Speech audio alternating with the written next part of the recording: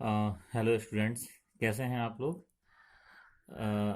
याद करो, human health and disease जो चैप्टर है हमारा, उसमें हम लोग जो इन्फेक्शियस डिजीज हैं उनको तो कवर कर गए थे। नहीं, आज से हम लोग इसका जो दूसरा इम्पोर्टेंट सेगमेंट है, इम्यूनिटी, इसको स्टार्ट कर रहे हैं। ठीक है ना। इसी इम्यूनिटी को हिंदी में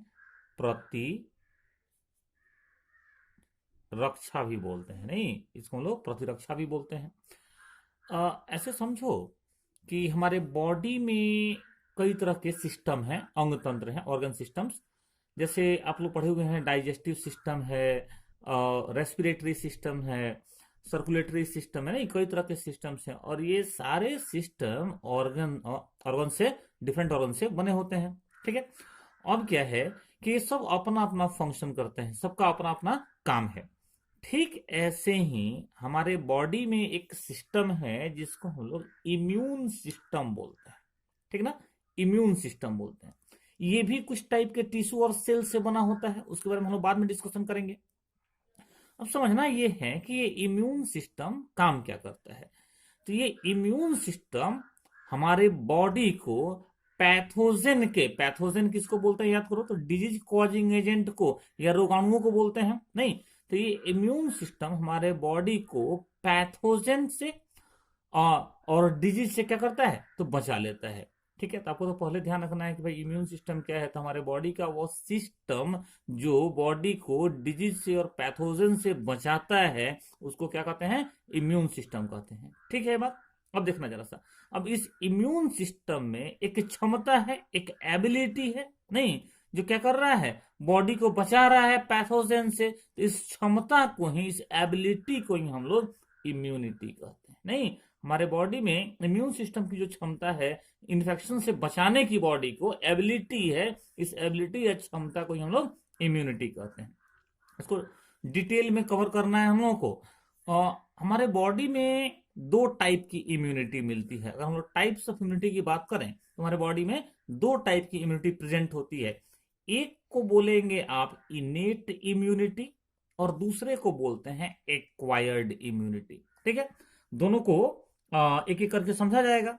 सबसे पहले आओ इनेट इम्यूनिटी। इस इनेट इम्यूनिटी को हम लोग अंतरजात प्रतिरक्षा भी बोलेंगे। नहीं, अंतर जात प्रतिरक्षा। ठीक है बात। जरा समझिएगा, ये इनेट इम्यूनिटी कैसी इम्यूनिटी होती है। जब भी हमारा हमारे हमारे बच्चों का जन्म होता है या हमारा जन्म हुआ है, तो हमारे जन्म के टाइम से ही, बर्थ के टाइम से ही जो इम्यूनिटी, जो प्रतिरक्षा हमारे बॉडी में प्रेजेंट होती है, उसको हम लोग कहने लगते हैं इनेट इम्यूनिटी। नहीं, तो इसको हम लोग दूसरे वर्ड में, इसी को इनेट इम्यूनिटी को हम लोग इन बॉर्न इम्यूनिटी भी बोल सकते हैं। नहीं, जन्म से प्रेजेंट है, इनबॉर्न इम्यूनिटी। चलो, एक बात ये हो गई। दूसरा, ये नॉन स्पेसिफिक टाइप का होता है। जरा इसको समझा जाए कि ये क्या है, नॉन स्पेसिफिक टाइप। जैसे मान लो कि इस इन्वायरमेंट में, हम जिस इन्वायरमेंट में रहते हैं उसमें कई टाइप के पैथोजन हैं। ठीक है। तो ये जो हमारी इनेट इम्यूनिटी है हमारे बॉडी में, वो किसी पार्टिकुलर, किसी विशेष पैथोजन से ही हमको नहीं बचाता है, हमको हर तरह के पैथोजन के अटैक से बचाने का कोशिश करता है। इसलिए हम लोग बोलने लगते हैं कि innate immunity non specific type है।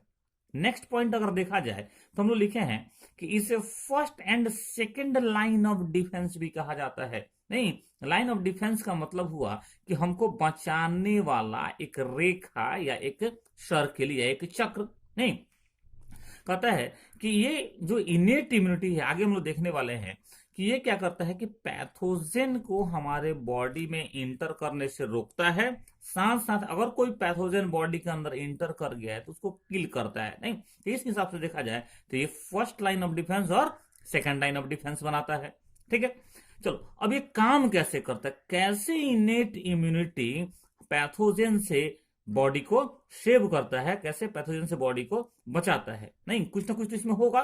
कहता है कि इनेट इम्यूनिटी में 5 टाइप्स के, या एनसेट में 4 टाइप्स लिखा हुआ है, जो बैरियर्स होते हैं, अवरोधक होते हैं, रोकने वाले सेल्स होते हैं, या बोलो कि सेक्रेशंस होते हैं, जो क्या करते हैं, पैथोजन को रोक देते हैं बॉडी में एंट्री से, या पैथोजन बॉडी के अंदर इंटर हो गया है तो उसको किल करके खत्म कर देते हैं। ठीक है, ये जो बैरियर्स हैं, बैरियर्स के थ्रू क्या करता है ये, तो पैथोजेंस को रोकता है। अब ये बैरियर हैं कौन कौन से, इनको चेक किया जाए। सबसे पहले आप बात करेंगे फिजिकल बैरियर्स का, ठीक है ना। फिजिकल बैरियर ही वो बैरियर है इनेट इम्यूनिटी के जो क्या करते हैं, prevent entry of pathogens in the body tissue, जो बॉडी में पैथोजन की एंट्री को रोकते हैं। अब आपसे क्वेश्चन करेगा नहीं कि फिजिकल बैरियर्स हैं कौन कौन, आप बताएंगे कि सबसे पहला जो फिजिकल बैरियर है वो स्किन है, नहीं, और दूसरा important physical barrier mucous membrane है। तो समझना पड़ेगा भाई कि स्किन कहाँ है और म्यूकस मेम्ब्रेन कहाँ होता है। तो स्किन तो पूरे बॉडी सरफेस को आउटसाइड से, बाहर से कवर किए हुए है, नहीं, कवर किए हुए है। म्यूकस मेम्ब्रेन कहाँ प्रेजेंट होता है, तो हमारे बॉडी में जितने भी ट्यूब्स हैं, ठीक है बात, उनमें से जो बड़े ट्यूब्स हैं, इंपॉर्टेंट ट्यूब्स हैं, नहीं, नलियां हैं, उनमें एक है क्या बताओ, तो एक है तुम्हारा डाइजेस्टिव ट्रैक्ट, डाइजेस्टिव ट्रैक्ट, ठीक है, इसको हम लोग गैस्ट्रो इंटेस्टाइनल ट्रैक्ट भी बोलते हैं। दूसरा कौन सा है, दूसरा है रेस्पिरेटरी ट्रैक्ट, रेस्पिरेटरी ट्रैक्ट। और थर्ड कौन सा है, तो थर्ड है यूरिनो जेनाइटल ट्रैक्ट। आपको ध्यान रखना है कि म्यूकस मेम्ब्रेन इन तीनों के ही इनर सरफेस पे प्रेजेंट होता है, ठीक है। अब ये कैसे, अब ये दोनों जो बैरियर हैं वो कैसे प्रोटेक्ट करते हैं, कैसे प्रिवेंट करते हैं पैथोजेंस को बॉडी के अंदर इंटर करने से, इसको थोड़ा समझा जाए। ये दोनों के दोनों हैं क्या चीज, बने किससे होते हैं, आप याद करिए, ये बने होते हैं एपिथेलियल टिश्यू से, ये बने होते हैं एपिथेलियल टिश्यू से। और हम लोग पढ़े हुए हैं कि एपिथेलियल टिश्यू के जो सेल होते हैं वो कैसे होते हैं, तो एकदम कॉम्पैक्टली अरेंज्ड होते हैं, मतलब इनके बीच में इंटरसेलुलर स्पेस नहीं प्रेजेंट होता है। तो क्या होगा बताओ, जब कोई इंटरसेलुलर स्पेस नहीं होगा तो पैथोजन की एंट्री का कोई भी स्पेस नहीं होगा, नहीं, एक सीट के तरह सरफेस पे प्रेजेंट होता है। आप याद रखिएगा फिजिकल बैरियर्स को। सेकंड जो बैरियर है वह है फिजियोलॉजिकल बैरियर, नहीं, फिजियोलॉजिकल बैरियर्स में क्या आते हैं, तो हमारे बॉडी में कुछ ऐसे सेक्रेशंस हैं, बॉडी सेक्रेशंस हम लोग बोलते हैं, जो क्या करते हैं, जिनमें एबिलिटी है, जिनमें क्षमता है कि वो पैथोजन को किल कर देते हैं। अगर पैथोजन हमारे बॉडी के अंदर इंटर करता है तो ये जो स्राव हैं, सेक्रेशंस हैं, ये पैथोजन को किल कर देते हैं। अब देखो इसमें कौन कौन से बैरियर्स हैं फिजियोलॉजिकल बैरियर्स में, तो फर्स्ट हम लोग बोलेंगे लाइसोजाइम, नहीं, लाइसोजाइम है क्या चीज, तो लाइसोजाइम एक टाइप का एंजाइम है। ये क्लियर हुआ, लाइसोजाइम है क्या, ये एक टाइप का एंजाइम है। अब कहां कहां ये लाइसोजाइम हमारे बॉडी में मिलता है, सबसे ज्यादा तो सलाइवा में मिलता है, सबसे ज्यादा लार में मिलता है। इसके अलावा और कहां मिलेगा, टीयर्स में, आंसू में मिलता है, और पसीने में भी पाया जाता है, ठीक है। लाइसोजाइम कैसे पैथोजन को रोकता है, तो हम लोग बोलेंगे कि ये क्या करता है कि बैक्टीरिया को सीधे ही किल कर देता है। लाइसोजाइम में क्षमता है कि बैक्टीरिया का जो सेल वॉल है उसको ये डिजोल्व कर देता है, उसको घुला देता है, जिस कारण बैक्टीरिया का डेथ हो जाता है। क्लियर हुआ ये, तो ये फिजियोलॉजिकल बैरियर का फर्स्ट लाइसोजाइम हुआ। सेकंड देखते हैं कौन सा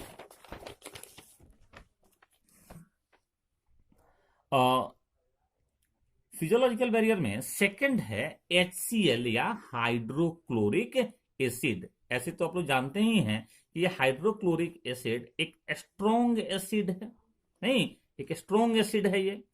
अब ये एसिड हमारे बॉडी में क्या कर रहा है, नहीं, तो बोलता है कि हमारे बॉडी में जो स्टमक है, नहीं, अमाशय इसको बोलते हैं, उसके गैस्ट्रिक जूस का एक कंपोनेंट क्या होता है, HCl होता है, ठीक है ना। अब ये HCl एक तरफ इसका जो फंक्शन है हमारे स्टमक में, ये करता क्या है, तो प्रोटीन के डाइजेशन का जो एंजाइम होता है उसको एक्टिवेट करता है, पेप्सिनोजेन को एक्टिवेट करता है। ये अलग बात, ये अलग चैप्टर पढ़ना हम लोगों को। यहाँ पे क्या करता है कि ये पैथोजेन जो फूड में प्रेजेंट होते हैं उनको किल कर देता है, ठीक है ना। तो इम्यूनिटी में सपोर्ट कर रहा है HCl। ये तो हम लोग देखे कि फिजियोलॉजिकल जो बैरियर्स हैं उसमें लाइसोजाइम और HCl है। इसके साथ साथ जो हमारे बॉडी का टेम्परेचर है और जो पीएच है, ये भी क्या करता है, तो पैथोजन के ग्रोथ को इनहिबिट कर देता है, रोक देता है। ठीक है ना। तो ये था फिजियोलॉजिकल बैरियर। थर्ड जो बैरियर है उसको हम लोग सेलुलर बैरियर बोलेंगे, या इसी को फैगोसाइटिक बैरियर भी बोलते हैं। नहीं, ये होते क्या है बैरियर, तो सीधा सीधा हमारे बॉडी के ही कुछ स्पेशलाइज्ड, कुछ विशेष सेल्स होते हैं। नहीं, ये सेल क्या करते हैं, पैथोजन को किल कर देते हैं, पैथोजन को खा के इनगल्फ करके उनको डिस्ट्रॉय कर देते हैं, किल कर देते हैं। ठीक है। अब ये हैं कौन कौन कौन से सेल्स, इनको चेक करिए, इनको देखिए। तो सबसे पहले WBCs। ऐसे भी आपको पता है कि WBCs जो है वो ब्लड में प्रेजेंट सेल्स होते हैं। नहीं, प्लाज्मा सेल्स, या इनको हम लोग ब्लड सेल्स बोल सकते हैं। ठीक है। अब ये जो WBC हैं ये हमारे बॉडी के सिपाही हैं, ये सोल्जर्स हैं हमारे बॉडी के। आप याद करिए अगर 11th के क्लास को, तो WBC वहां डिटेल में कवर करना था। ये WBC 5 टाइप्स के होते हैं, कुछ याद आ रहा हो तो रिकॉल कर सकते हैं हम लोग। कौन कौन से 5 टाइप्स हैं, न्यूट्रोफिल्स हैं, याद करो, न्यूट्रोफिल्स हैं, एसिडोफिल्स या यूसिनोफिल्स, और बेसोफिल्स। नहीं, 3 इधर, और फिर 2 और कौन कौन से, तो एक तो मोनोसाइट और दूसरा लिम्फोसाइट्स होते हैं। नहीं, ये 5 टाइप्स हो गए। इनमें से दो कौन कौन से, न्यूट्रोफिल्स और मोनोसाइट्स, ये दोनों ही क्या करते हैं, तो पैथोजन को किल कर देते हैं। ठीक है बात। अब थोड़ा सा एक और बात यहां जानो, ये जो न्यूट्रोफिल्स हैं इनके लिए हम लोग वर्ड यूज करते हैं पॉलीमॉर्फोन्यूक्लियर ल्यूकोसाइट्स। ये इंपॉर्टेंट है, आपको जानना चाहिए। ल्यूकोसाइट जो वर्ड यहां लिखा हुआ है ये WBC के लिए यूज किया जाता है। ये क्लियर हुआ, ल्यूकोसाइट वर्ड WBC के लिए यूज किया जाता है। बाकी जो लिखा हुआ है पोलीमॉर्फो न्यूक्लियर, पोली मीन्स मेनी, मॉर्फो का मतलब होता है फॉर्म या रूप, न्यूक्लियर किसका फॉर्म या रूप, तो न्यूक्लियस का फॉर्म या रूप। न्यूट्रोफिल्स का जो न्यूक्लियस होता है उसके कई फॉर्म होते हैं, इसलिए न्यूट्रोफिल्स को पोलीमॉर्फो न्यूक्लियर ल्यूकोसाइट कहा जाता है। इन शॉर्ट इसको PMNL भी कहते हैं, PMNL। तो ये ध्यान रखना है आपको। नेक्स्ट जो सेलुलर बैरियर में सेल्स आते हैं वो है मैक्रोफैग्स। ठीक है। ये मैक्रोफैग्स क्या है, तो ये मैक्रोफैग्स लार्ज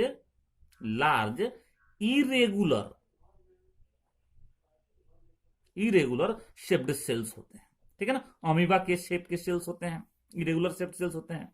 और ये क्या करते हैं, तो पैथोजन को इनगल्फ कर जाते हैं, पैथोजन का फैगोसाइटोसिस करते हैं, उनको घेर के किल कर देते हैं, घेर के अपने अंदर फूड के फॉर्म में डाल देते हैं। ठीक है, ये मैक्रोफैग्स हो गए।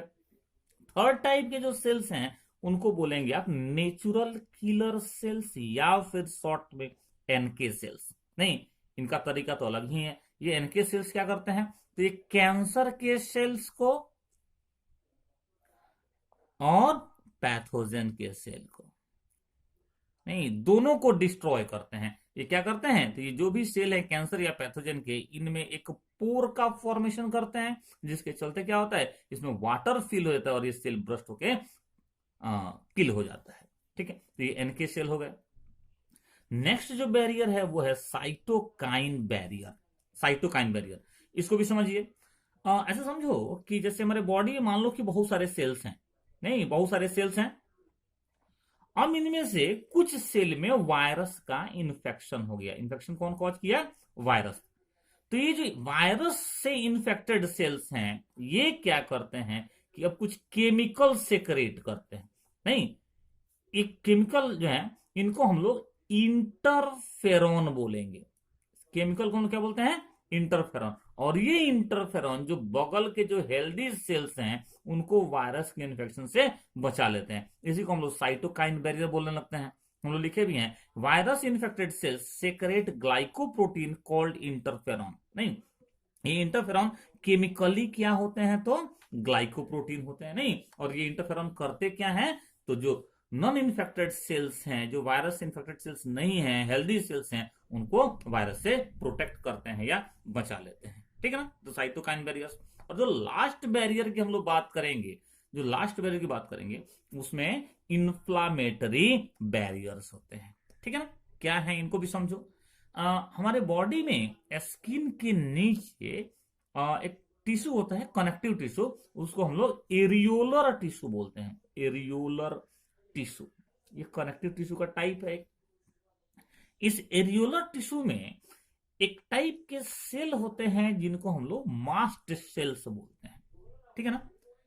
अगर हमारे बॉडी में कोई इन्फेक्शन होता है तो ये मास्ट सेल क्या करते हैं कि वहां पर हिस्टामिन और प्रोस्टाग्लैंडिन, फिर से एक बार, हिस्टामिन और प्रोस्टाग्लैंडिन नाम के केमिकल का सेक्रेशन करते हैं, ठीक है ना, वहां पे छोड़ते हैं, स्राव करते हैं। इससे क्या होता है, तो ये केमिकल अब क्या करते हैं कि वो जो साइट ऑफ इंफेक्शन है, जहां इंफेक्शन हुआ है, वहां पहुंच के पैथोजेन के ग्रोथ को, रोगाणुओं की वृद्धि को रोक देते हैं, इनहिबिट कर देते हैं, और साथ साथ क्या करते हैं, उन पैथोजेंस को, रोगाणुओं को किल भी कर देते हैं, मार भी देते हैं, ठीक है। ऐसा समझना कि ये जो इन्फ्लामेटरी बैरियर्स में जो मास्ट सेल द्वारा सेक्रेशन हो रहा है हिस्टामिन और प्रोस्टाग्लैंडिन का, इसके चलते इन्फ्लामेटरी रिस्पॉन्स प्रोड्यूस होता है। नहीं, इन्फ्लामेटरी रिस्पॉन्स प्रोड्यूस होता मतलब हुआ कि क्या होता है कि जहां भी इन्फेक्शन हुआ और ये केमिकल एक्शन दिखा रहे हैं अपना, ये सेल, मास्ट सेल अपना एक्शन दिखा रहे हैं, वहां पर रेडनेस हो, थोड़ा लाल हो जाएगा वो एरिया, रेडनेस हो जाता है, वो पार्ट थोड़ा सा स्वेल कर जाता है, नहीं थोड़ा फूल जाता है, वहां दर्द भी होता है, नहीं, और वो जगह जो है वो थोड़ा सा गर्म भी रहता है, वहां पे थोड़ा सा हीट भी फील होता है। आप याद करो ना, कोई छोटा सा फुंसी निकलता है, कोई घाव निकलता है, उस एरिया को आप टच करिए, थोड़ा हीट फील होगा आपको, पेन तो होता ही है वहां पे, नहीं, स्वेलिंग होता है, और वो एरिया भी रेड दिखता है, ठीक है। कभी कभी तो ऐसा होता है कि इंफ्लामेटरी रिस्पॉन्स इतना हाई होता है कि हमको फीवर ही आ जाता है, बुखार ही हो जाता है। ये था क्या, ये था आपका इन्नेट इम्यूनिटी के बारे में, ठीक है ना। इसको एक बार फिर से रिवाइज करिएगा, लिख करके नोट्स बना लीजिएगा, ठीक है। कल वीडियो आपको नहीं डाला था, मेरा मोबाइल खराब हो गया था, तो आज आपको 2 वीडियो मिल जाएगा, एक मॉर्निंग में डाल देता हूं और एक फिर आपको आफ्टरनून में या इवनिंग में मिल जाएगा, ठीक है। एक लाइन हम लोग बहुत यूज करते हैं और मैं कई दिनों से यूज नहीं कर रहा था, उसको उसको रिकॉल करते रहिएगा, run faster for better life. आपको तो याद ही है, हम लोग को अगर अच्छा जीवन चाहिए तो हम लोग थोड़ा ज्यादा मेहनत करना पड़ेगा, तो मेहनत करते रहिए। Thank you.